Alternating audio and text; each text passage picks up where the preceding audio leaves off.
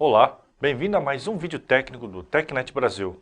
Eu sou Fábio Rara, MVP em virtualização, e hoje nós iremos abordar sobre o Windows Server 2008, parte técnica. Vamos começar então a falar sobre o Windows Server 2008. O Windows Server 2008 é baseado em três pilares muito fortes, que é a parte de experiência para a web, a parte de virtualização e a parte de segurança. Em web, nós vamos falar de uma série de recursos que auxiliam essa plataforma. Vamos falar sobre scripts automatizados, automatização de tarefas, vamos falar também a parte de plataforma modular e extensível, que é muito importante para o IS. Além disso, em virtualização, vamos falar sobre a virtualização de servidores, de aplicação e de apresentação, dando maior enfoque ao Hyper-V. Na parte de segurança, o Windows Server 2008 aumentou drasticamente os seus níveis de segurança e fornece uma plataforma totalmente segura para o seu ambiente. Nesse ponto, vamos falar o que melhorou na parte de segurança e conformidade e também vamos falar de um recurso muito interessante que é o NAP, o Network Access Protection. Quanto à parte de experiências de web ricas, nós temos alguns pontos principais que vamos mencionar aqui. Entre eles, nós temos a parte de automatização de tarefas e scripts com Windows PowerShell. Temos também a parte modular com a capacidade de extensão. E aí nós vamos falar bastante sobre o SharePoint Services. Além disso, nós temos um gerenciamento muito fácil e seguro que foi implementado no produto e uma plataforma totalmente segura e confiável através do produto de Server Core. O IS é a plataforma nossa para fornecer serviços de web e ele melhorou drasticamente em relação às suas versões anteriores. Agora é possível que você tenha uma personalização do produto, você consegue solucionar muito mais fácil uma série de problemas que eram mais complicados para o administrador resolver. A administração ficou mais simples, isso permite que agora você possa delegar a administração do servidor para outros usuários. Além disso, a superfície de ataque foi totalmente reduzida, o que significa que ficou muito mais difícil um ataque ser executado dentro do IS-7. Algo muito interessante que melhorou é a parte de implementação de novos aplicativos. Agora você pode utilizar comandos simples como Xcopy para copiar o conteúdo de um servidor web para outro. Além disso, toda a parte de gerenciamento ficou muito mais fácil através do WFC. Isso vai ser explorado no próprio módulo de IS-7.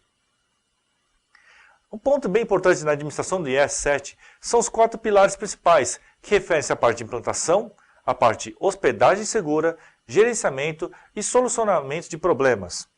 Nesse ponto, temos alguns fatores muito interessantes. A parte de implantação ficou muito mais simples, o que significa que, se você tiver que implementar uma farm ou um conjunto de servidores web que compartilhem o mesmo conteúdo, ficou muito mais fácil agora. Isso vai ser demonstrado futuramente nos próximos módulos. Além disso, para poder hospedar um site ou aplicativos de forma segura e confiável, você tem agora o recurso do IS-7 que permite com que usuários de fora da sua empresa acessem remotamente o seu servidor de uma forma totalmente segura e possam gerenciar somente o site que lhe pertence. Além disso, em gerenciamento, nós temos uma parte muito interessante, que é a delegação de controle. Dessa forma, você pode delegar algumas tarefas administrativas para alguns usuários da sua rede, evitando que você tenha muitos desenvolvedores com muitas permissões administrativas dentro do seu site. Outro fator muito interessante, resolver os problemas que acontecem no seu IS. Algo que era muito complicado para o administrador de rede era justamente solucionar os problemas que aconteciam com o seu servidor de web. Agora ficou muito mais simples e muito mais fácil de reduzir esses problemas. O Windows SharePoint Service é uma plataforma muito interessante e fornece um portal de colaboração de informações e também de documentos para os seus usuários de rede.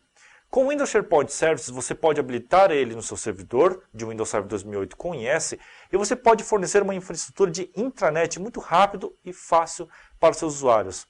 Além disso, o Windows SharePoint Services pode ser extensível, o que significa que você pode adicionar mais conteúdos e mais componentes ao SharePoint. Outro fator muito interessante que foi melhorado no produto é a parte de virtualização, em que ela otimiza a sua infraestrutura.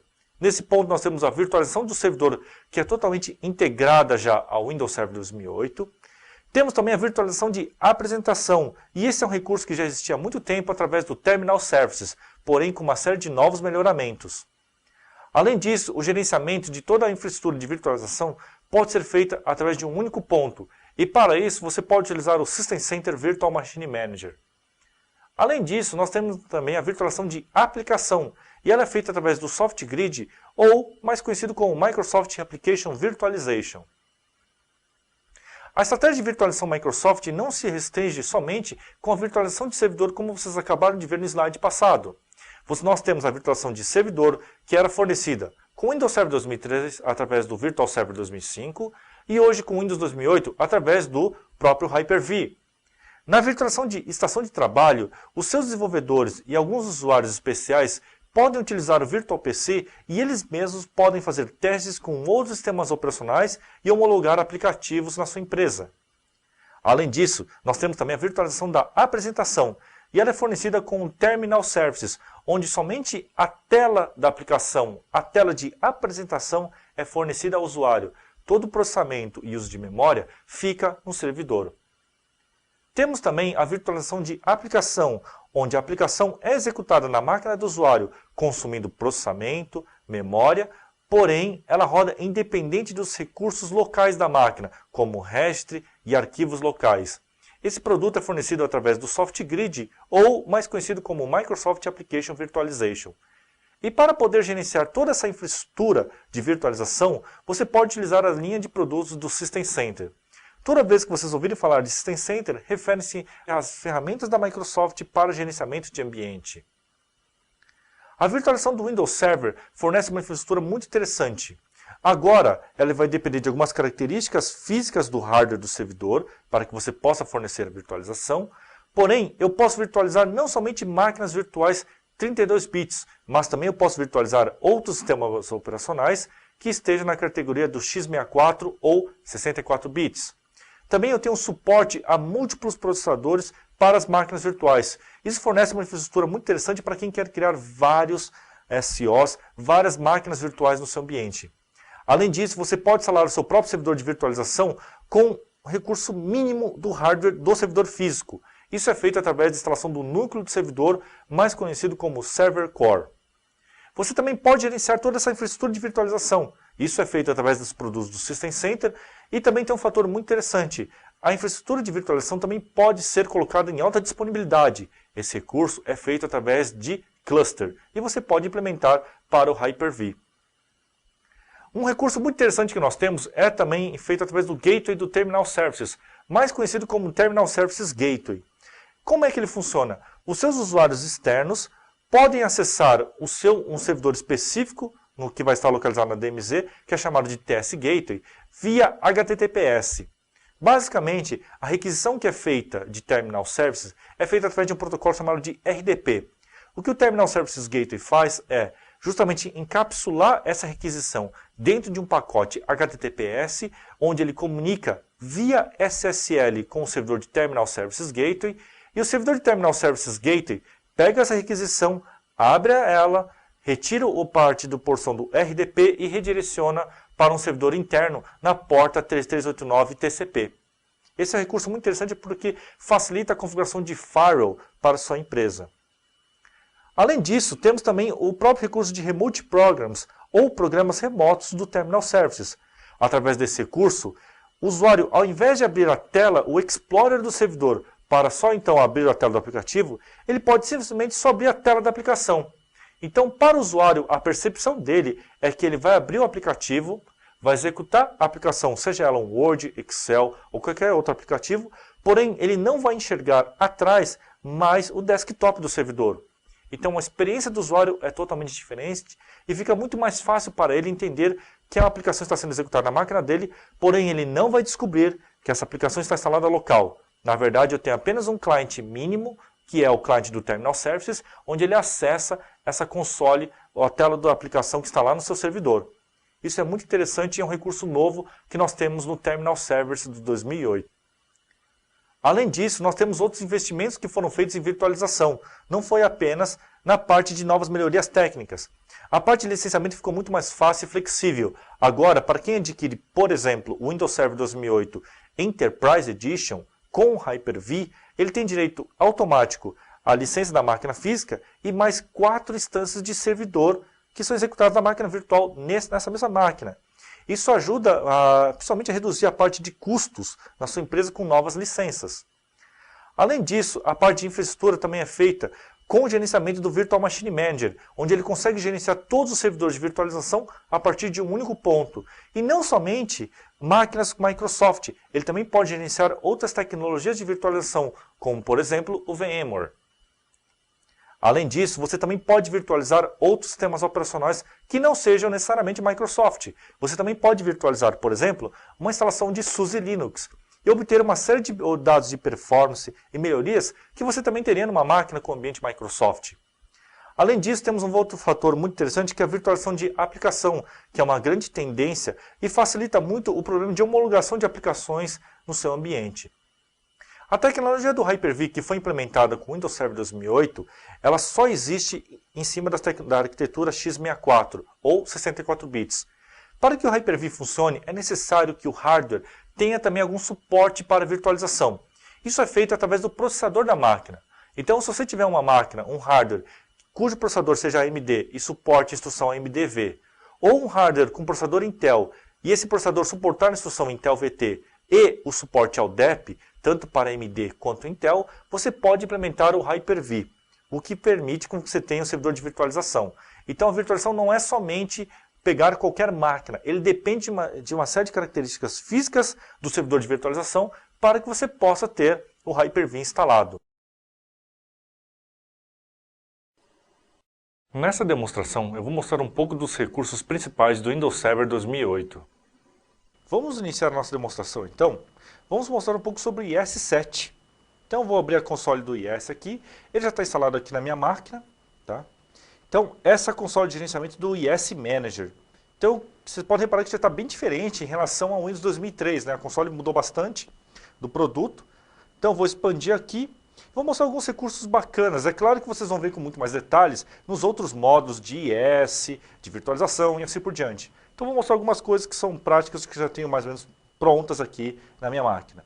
Um recurso que eu acho muito interessante, que eu tenho já configurado aqui, reparem que aqui, por exemplo, a parte de FTP, eu tenho um recurso de FTP com SSL. Isso aqui é muito legal, né? Porque o FTP, até o 2003, ele não tinha suporte ao que nós chamávamos de SFTP, né? Ou FTP over SSL. Qual que é a grande vantagem disso aqui? Simplesmente eu consigo proteger agora a comunicação do FTP usando SSL. Tá? Para quem já trabalhou com outras distribuições Linux, já tinha esse recurso já há um bom tempo, né? E agora nós temos já no 2008 com o IS-7.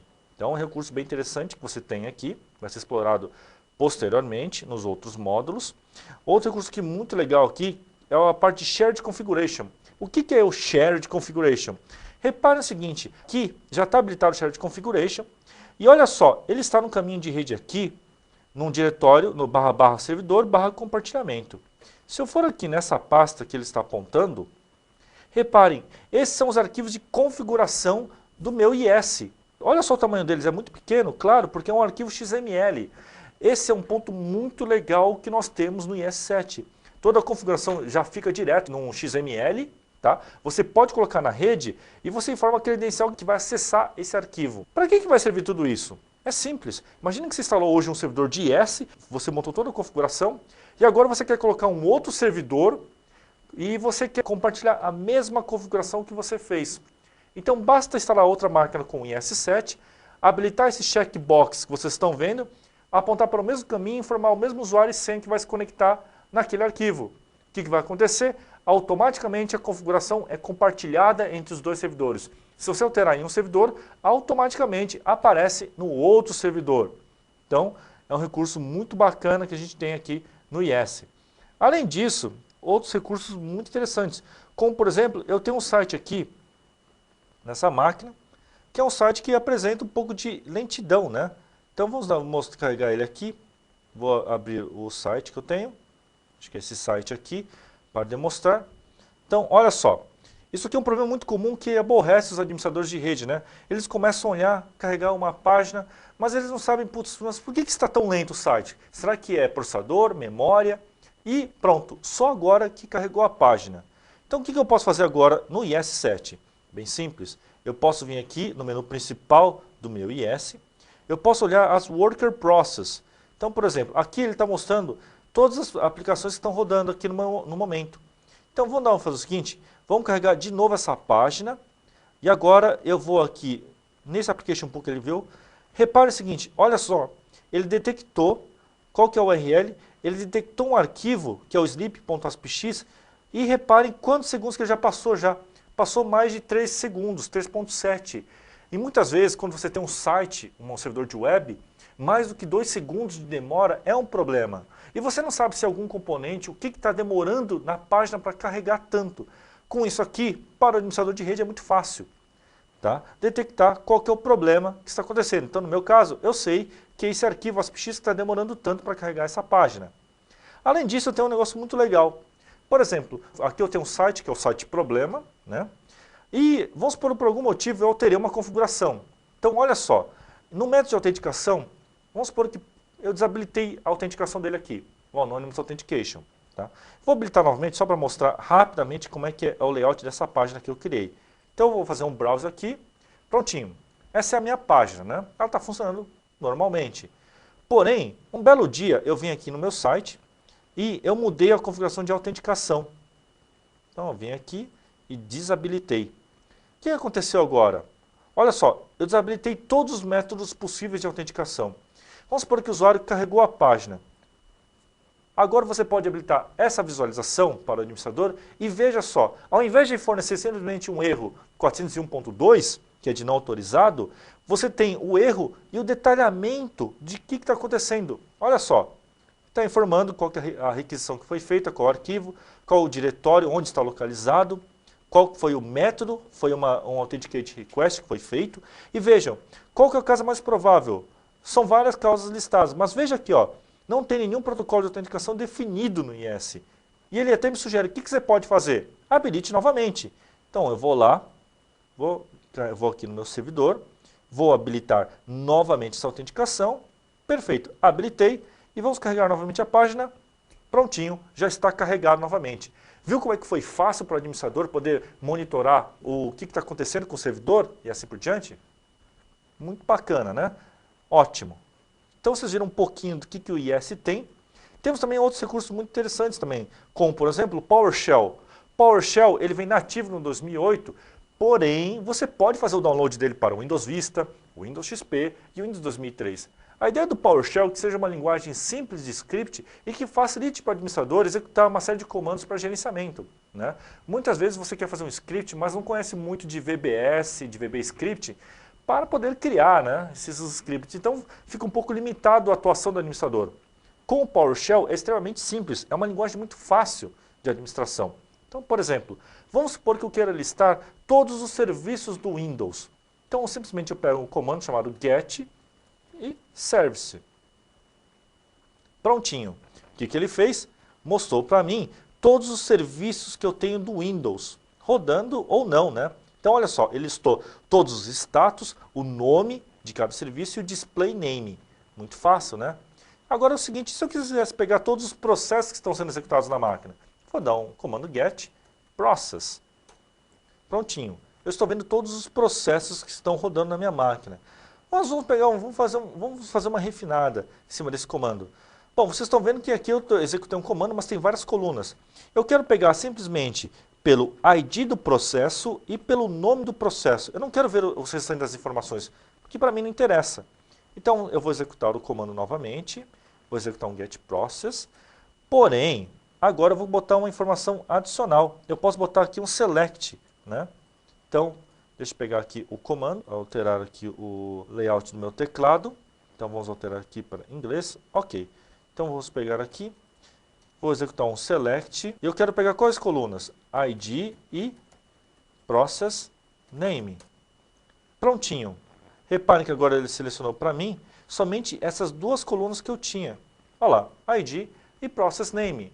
Ficou fácil, né, para poder visualizar e pegar somente essas informações. Então veja que para o administrador de rede é algo bem simples ele poder gerenciar através de linha de comando ou por scripts usando o PowerShell.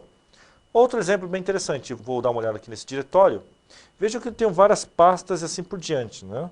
Então eu vou retornar ao meu drive C, né? Vamos botar aqui. Eu tenho um diretório aqui chamado de site, né? Se eu dar uma olhada nesse diretório, eu tenho vários arquivos assim por diante. Eu quero fazer o seguinte, eu quero poder ordenar esses arquivos, que está meio complicado para visualizar. Aqui eu tenho poucos arquivos, né? Então eu vou dar um dir asterisco ponto asterisco. Pontinho. Ele mostrou para mim todos os arquivos que eu tenho. O que eu posso fazer? Agora eu posso fazer o dir um asterisco ponto asterisco e posso falar o seguinte. Posso falar para que ele faça um agrupamento por extensões.